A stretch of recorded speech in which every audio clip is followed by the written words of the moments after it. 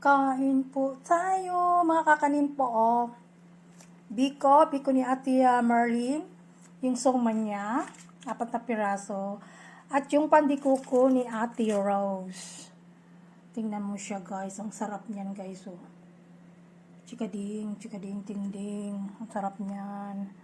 Oh, wow. Meron pa siyang, topping na, yung, coconut. Ano bang tawag niya ni Sato? Nakalimot ko din eh. Nasa kong baba. Ang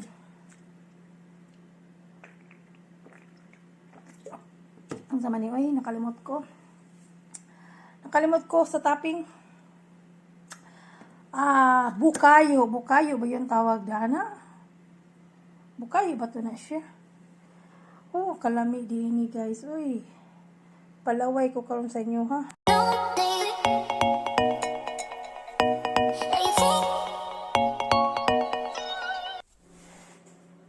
Hello guys, mga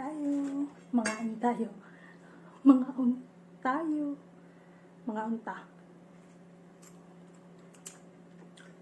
Wala ko din dessert, mga kakanin.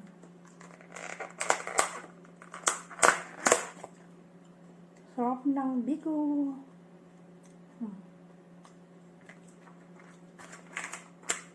That's my biko. Anong tawag nito?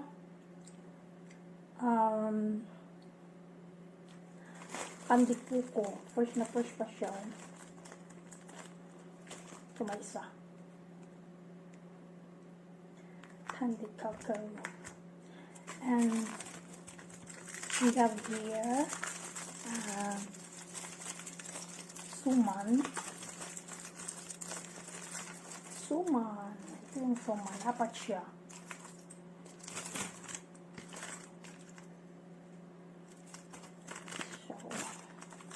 So, mamaya tayo kakain ng ating dessert.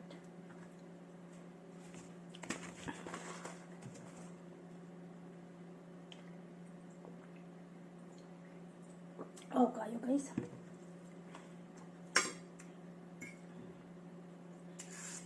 Init.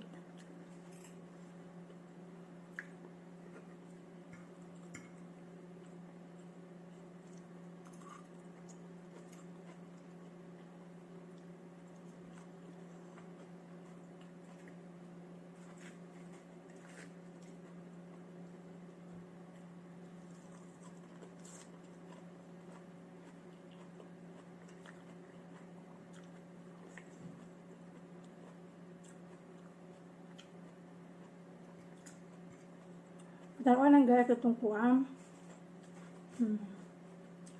First day nag-play ng football ba? Belgium against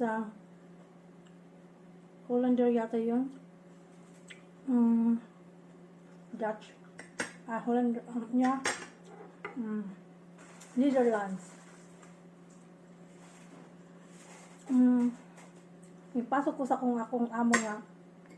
Mga tigulang. Lingon na lang akong mga tigulang. Nga. Did you look last night the football ina? And I said no, I don't look anymore football since when we divorced with my ex. Kasi yung ex ko, it's a very big fan of football. Supporter siya sa Antwerp ng football.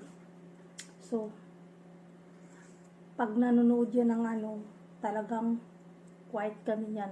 Lahat kami nanonood. Since nawala na kami, so I stop following watching football. And then, balikan natin yung amo ko. Sabi ng amo ko, bakit hindi kayo nanonood? Sabi niya gano'n. Nanalo yung yung Hollander, sabi gano'n ang amo ko. At sabi ko, hala, pag ang asawa ko makakarinig niya ng Hollander, ayaw niya yan Hollander. How come ina? Sabi gano'n ng amo ko. Sabi ko, kasi Hindi daw siya Hollander. So guys, do you know what is difference between Hollander and Dutch? It's a big difference po. Hindi ho pareho. So kaya ang asawa ko, pag sinabihan mo yung Hollander, naiinis siya. Ayaw, hindi naman siya sa naiinis.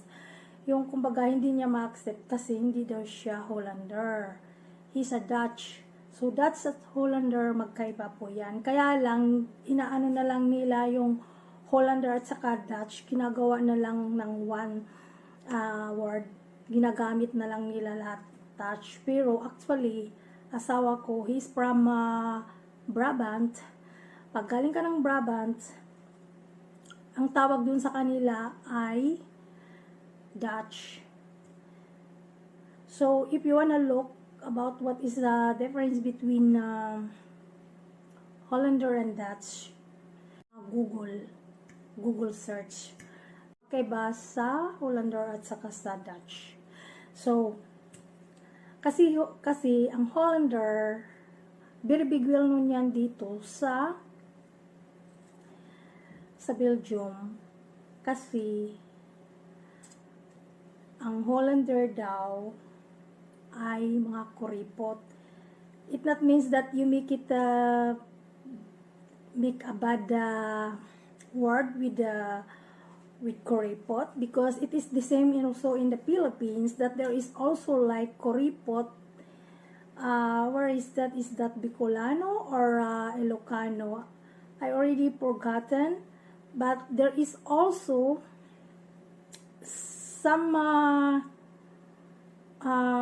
place in the Philippines that it's well known about the kuripotness, you know.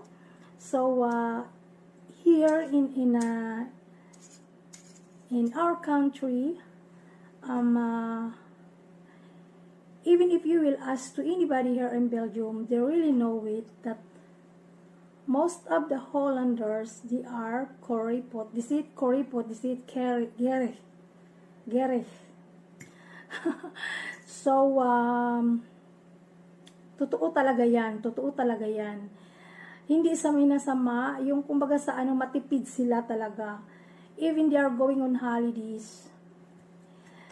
One can of a soft drink, they are going on holidays, or they are going on traveling, like even in a short place, one can of cola, they will share each other. They don't want to buy it an extra one. And then, if they always buy something, they always look to the prices very carefully to look how much. So guys, don't get mad at me, because this is not from me. I only heard this one from other people, like especially with the Belgian people, like my ex before, and my clients, my bosses. They always say that Hollanders are kuripot. So even if they are going on holidays, they always go on caravan. So, not much that they are going to fly on the airplane, or going spending with a nice hotel, or even if they will go on a hotel, they only stay in one place, like already all inclusive. So, that food, drinks, everything already there. So, so that they cannot go outside anymore. They just wanted to stay in a one place, like there is already a resort there, and there is already the swimming pool, so they will be stayed there for a whole day, because it's breakfast, lunch, and dinner are free. So they don't spend a lot of money anymore. So that is the Hollanders are. So like an occasion, like a birthday party, they are not doing those kind of effort to make a big party. They are not. So if you want to visit with them, you will bring a present, even if a very expensive one, but they are not going to prepare a very nice, how you call that, a meal for food. It's just a simple like coffee and tea with some snacks. Yan, mahilig sila. Mahilig sila dyan sa mga snacks na yung like small valley cheese, salami. They will put it that on the table, chips like that.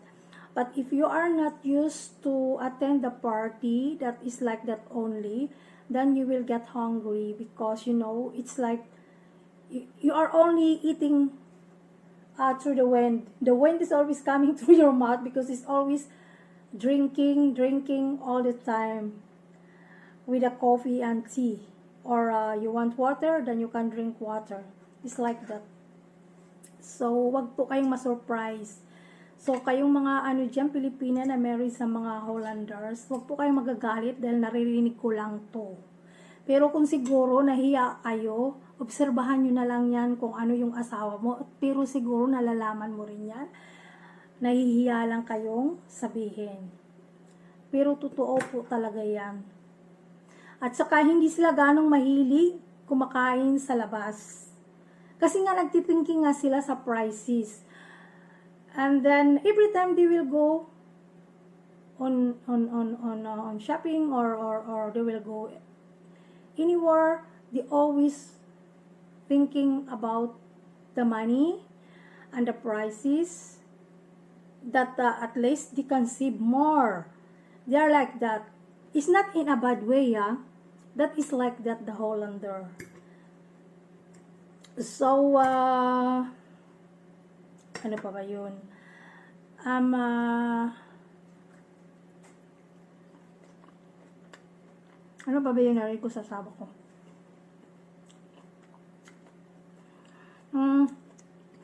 Pag nag-travel sila, kahit malapit lang,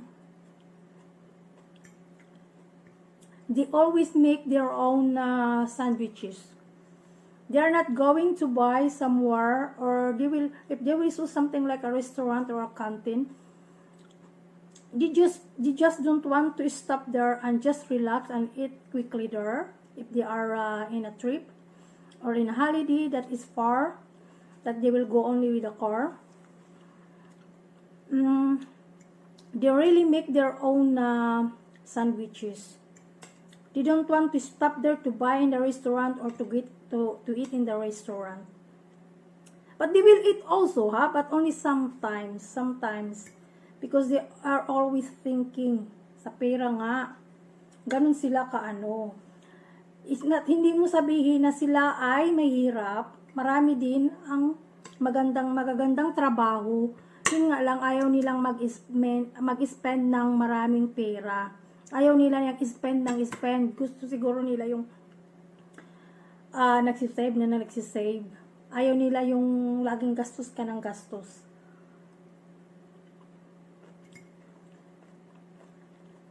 Marami pong nakakaalam dyan.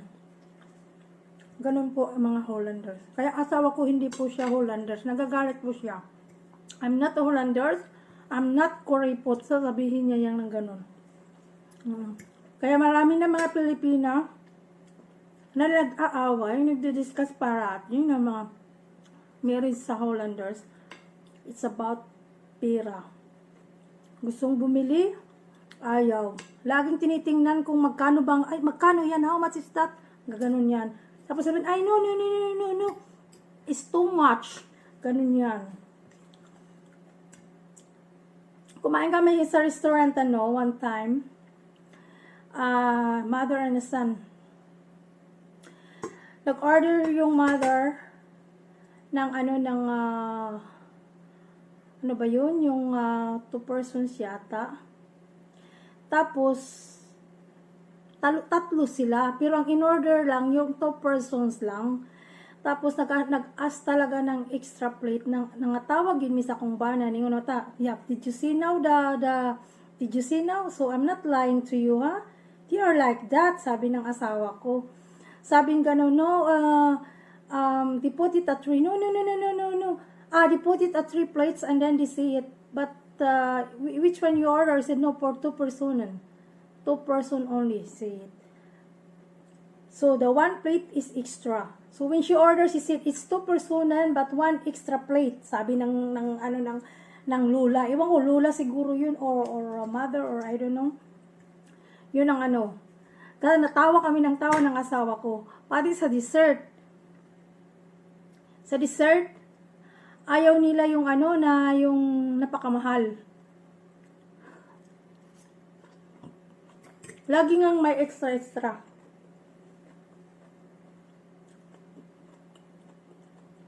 Kakatawa.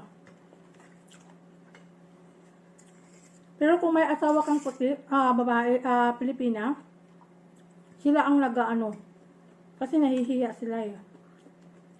So, huwag niyo masamain po ang sinasabi ko dahil hindi po ito masama ang kanilang kakuriputan. Ang ilang kakuriputan po ay is in a good way. Kumbaga, parang gusto lang nilang magsisave yata ng pera o ayaw nilang mag-spend parati ng pera. Parang ganun yata. So, everybody here in Belgium, they knows it. What is Hollanders? Hollanders and Dutch are different. So, ano mo nyo yan, you must look to Google search. What is the difference between Hollanders and Dutch? So, kaya, like kong sinasabi, my husband is a Dutch. So, hindi niya ayaw niya yung masa-accept na, no, I'm not a Hollander. Sasabihin niya ng gano'n.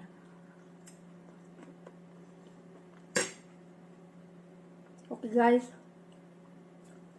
See you later for my dessert. Bye-bye. Ito po ang dessert ko. Yun o, ang biko. Ang sarap yun ang biko niya. Open it. Ayan po ang biko, ang sarap ng biko. Marami na yan siya. Ito po ay, ano ba tawag nito? Ano ba tawag nito? Pandikuko. Ayan siya, oh. Sariwa pa yan. Fresh na fresh. Ayan. Malaki din siya. First time ko itong tikim ng pandikuko. Kay ate. Kay ate naman to, kay ate Rose. Ito naman kay ate Merlin at saka ito kay ate Merlin. So, masasarap yan sila. So, see you later, alligators.